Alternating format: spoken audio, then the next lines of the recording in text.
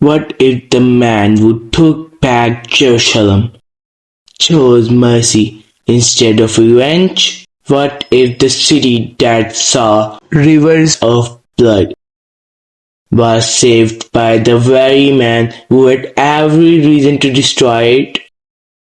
And what if even his enemies respected him more than their own leaders? This is the story of Salahuddin Ayyubi, a name that shook empires, a man who changed history. The year is 1187. For almost 90 years, Jerusalem is under Crusader control. Muslim, Jews, and even many Eastern Christians suffer under harsh rule. And Muslims have not forgotten one thing: the massacre of 1099. When Crusaders entered Jerusalem, they killed men, women, and children without mercy. Blood filled the streets. Now fast forward, a new leader rises, Salahuddin. Not born a king, not raised in luxury, but trained in patience, discipline, and faith. He unites divided Muslim lands, Egypt, Syria, parts of Iraq. One by one, he brings them together because he knows one truth: Jerusalem cannot be taken unless Muslims are united. Then comes the turning point, the Battle of Hattin, a hot burning day. No water, no escape. Salahuddin traps the Crusaders' army, cuts off their supplies, and slowly crushes them. It is not just a victory, it is the collapse of the Crusader power in the region. Their strongest army gone, their leaders captured, and now the road to Jerusalem is open.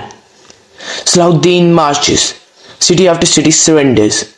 His army grows stronger, his momentum unstoppable. Then he reaches the ultimate prize, Jerusalem, the same city that witnessed horror decades ago. Now it waits again. Inside the city, fear spreads. They remember what they did in 1099.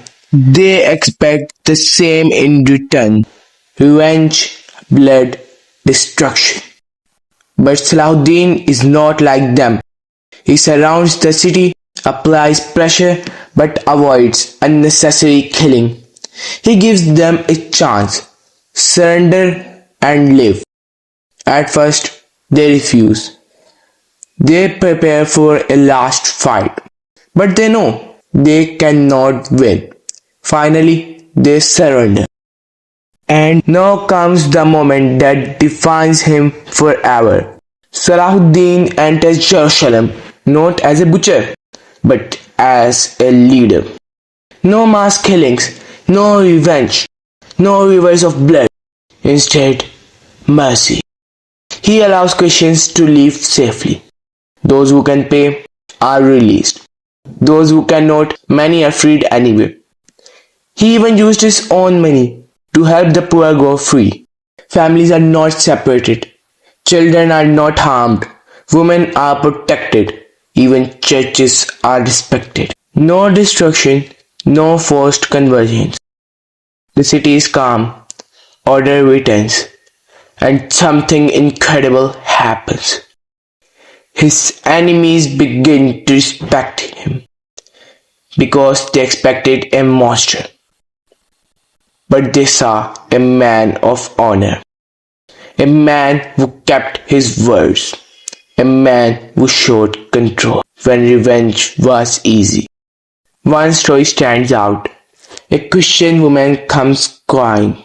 Her child has been taken during the chaos. She begs for help.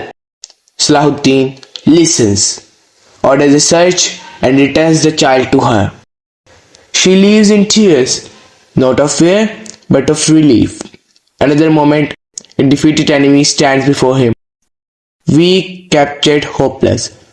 Salahuddin gives him water, treats him with dignity, because in his eyes, honor matters more than hatred. Salahuddin was not just fighting for land, he was fighting with principles. He had power, but he controlled it. He had anger, but he restrained it. He had victory, but he chose humility. And that is rare, very rare. Most leaders are remembered for how they win. Salahuddin is remembered for how he treated people after winning. That is the difference. And far in the east, at the same time, another story was unfolding. A different battlefield, different mission. Muhammad Ghori, marching into the Indian subcontinent, fighting powerful kingdoms, changing the future of the region. If you want to see how that story changed India forever, watch the next video on your screen, because history did not stop here, it was just getting started.